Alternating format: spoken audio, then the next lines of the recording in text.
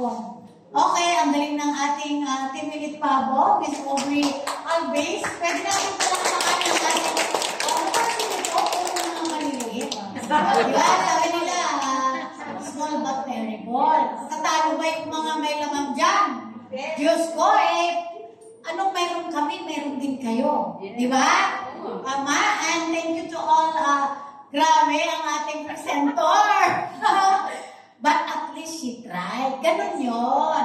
You have to. Kasi hanggat hindi natin nasusubukan, hindi natin malalaman kung ano yung, hindi nyo matatry o ma-feel na ganun pala. Kasi grabe po ang umakyat dito sa stage. Nung araw nga, talaga naman yung doon sa Brunei, ganyan din po ako noon. Talagang, yung mga yung anak ko, asawa ko, talagang tinatawanan ako. So ako naman, hindi ako sanay sa maraming crowd na nagsasalita. Marketing po ako sa Brunei for almost 30 years na. And nagbibenta po, sinabing marketing, maganda ng pakinggan, marketing staff. Pero tutusin, nagbibenta po ako ng kurtina. We are in the line of interior design. So, syempre, pag marketing, sabi nga nila, as long as alam mo yung binibenta mo, you can close the deal. Or makabenta ka.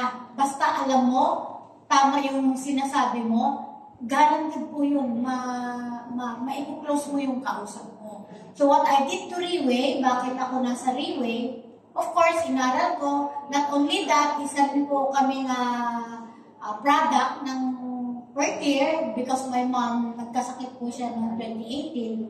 So, ito po yung produkto na talagang nagbigay sa amin, sa mother ko, ng pangalawang buhay, masasabi ko. So, since I'm a closing speaker, hindi tayo sa testimony, bakit ko pinili ang Riway over my company? Because not only na 18 years akong nagmayamo, so sabi nga nila, mag-upgrade tayo. Huwag tayong laging inuutusan na lang ng boss. Kumbaga, i-level up mo yung sarili mo.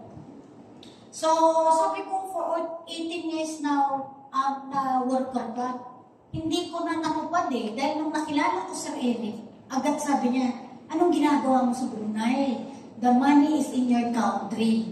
So, which is totoo nga, siya nga itong foreigner na may BDO na credit card, samantalang ako, kumbaga yung talento ko, doon ko na yung in-offer ko na, binuhos ko na sa Brunei, Darussalam. Meaning, sila na yung tayong mga OFW, pinapalago natin sila. Alam niyo po yun?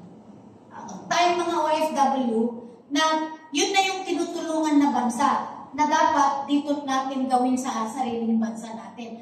Kaso hindi naman natin masisisi dahil ang mga gobyerno dito sa atin, di ba, ganon. Kaya lang, focus na lang tayo sa pangarap natin. So ngayon, ang ginawa ko, so nung nakita ko ang Riway, dahil aside dun sa gusto ko lang nung araw is the product, behind of the product may opportunity. From the word opportunity, ano bang hawak? Ano po ba talaga ang hanap natin? Di ba? Ang Tagalog ng opportunity is hanap buhay. Tama po ba? Yes. So ano yung hanap buhay? Ano yung hanap mo? Hanap pera. O ito, so nakita ko kay Riway na yung opportunity na yon na pwede niyang talagang baguhin yung buong pamilya ko na nung araw na hindi ko man lang naubos na.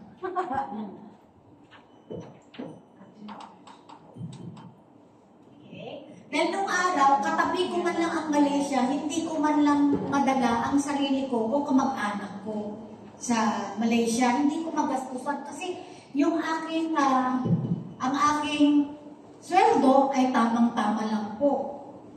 Hindi mo na mabigyan yung pangarap mo na mapag-travel sa ibang bansa, mabili man lang yung gusto mo. Alam ko rin po talagang naghahanap tayo ng paraan, ginagawa na natin lahat ng paraan para gumanda ang buhay. Di po ba? Kung ano-ano na lang gagawin natin, online selling, kung ano-ano pa dyan. Pero bakit? Bakit hindi tayo umaasenso?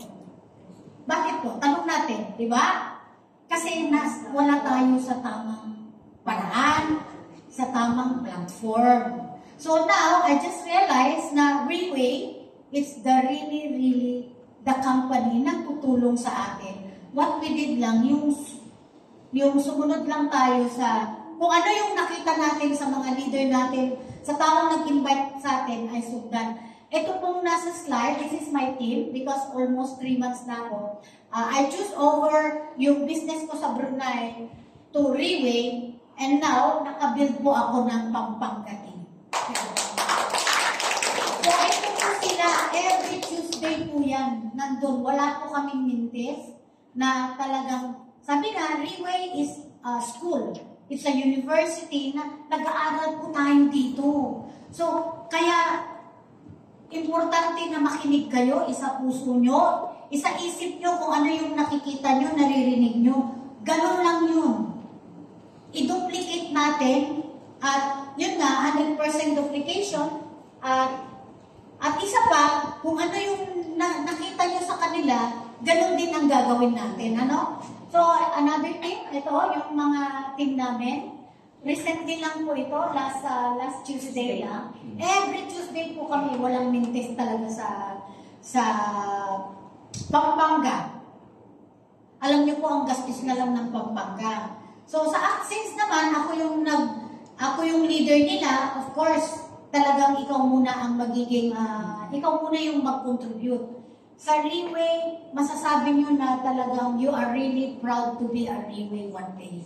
Kasi hindi na kayo mauubusan ng pera. Kung talagang nasa focus kayo, tama po yung continue lang. Huwag kayong ihinto. Ihinto man kayo, pahinga lang, pero tuloy pa rin ang laban. Diba? Alam ko naman, ang hirap mag-Reway. Totoo po yun. Kami ng mga baguhan, minsan nakakaramdam pa rin ng panghihina, pero mayroon pangako si Reway. At saka, ang nasa taas, may pangako sa atin. Ito na Ito na yung nasa harapan na natin na magbabago sa buhay natin. No? So, eto na. So, nabanggit ko kanina na even in Malaysia, hindi ko madala ang aking pamilya. Last month, galing po kami ng Vietnam.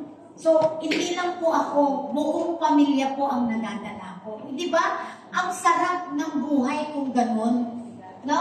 So, ayan. Ito na yung sinasabi ni Madam na nakadaan sila. Wow. Nakatayo po ako ng bahay ko because of Reway.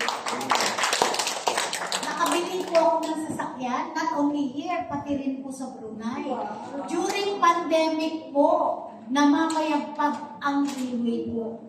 Sana makita nyo yun na hindi lahat kasi nagre-Reway makikita nila yun, no? Nag-get nyo yun na kasi sa akin, kung pwede nga lang yung mindset ko, yung pagka-open-minded ko, ilipat ko sa kamag-anak ko, mga kaibigan ko. Makita nila yung nasa utak ko na, Reway, andito na, gawin lang natin. Trabaho ang hanap ko, ito na yun So, nakita ko po dahil Reway is really totally changed our life. Yung mga kapatid ko lang nung nangungutang ng araw, i-stressin ka pa. Kasi hindi basta-basta po sa Brunei. Sabi ko pa nga, hindi ako namumulot ng pera sa Brunei. Pinaghihirapan yun. Pero tayong mga Pilipino, di ba, hindi natin silang matitiis. Kahit walang-wala ka na, yun na lang yung pera mo, ibibigay mo ba?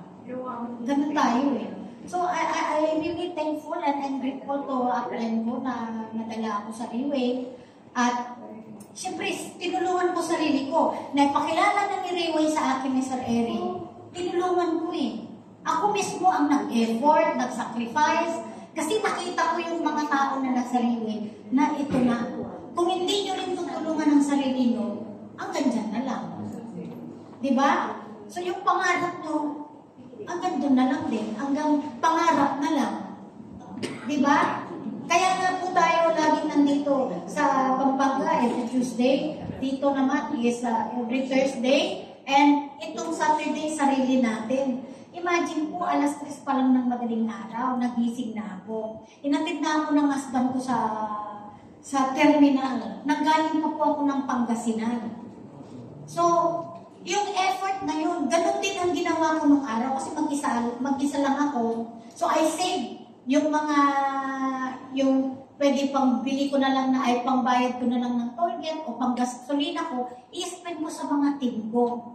Ganun po ako. Dahil ang totoong successful natin ay yung lahat tayo po ay natupad na po yung pangarap natin. Ano? So yun po yung the meaning sa akin ng successful. Hindi na po tayo sa bahay o lupa or what, kasi ang daming may sakit. May nabasa lang ako yesterday na isang mama na nag-post sa Facebook. Sabi niya, akala niya ang successful is meaning yung may sasakyan, bahay, lupa. Pero nung na-diagnose ng isang mahal niya ng sakit, alam niyo, ang panalangin niya, Lord, kunin niyo na lang lahat, huwag lang po yung asawa. Imagine. So, ang ibig sabihin nun po is, health is wealth. Ito na po ang produkto natin na magdudugtong ng mga taong mga mahal natin sa buhay. Hindi nyo man kailangan ngayon, baka may mga tao dyan na nangangailangan. I-text nyo lang, napakasimple lang po. Iba-iba yung mga taong kakilala natin. So, I hope yung sharing ko ay naging isang turning point sa inyo dahil wala kaming hangad kundi gumanda rin ang buhay natin. So, maraming salamat.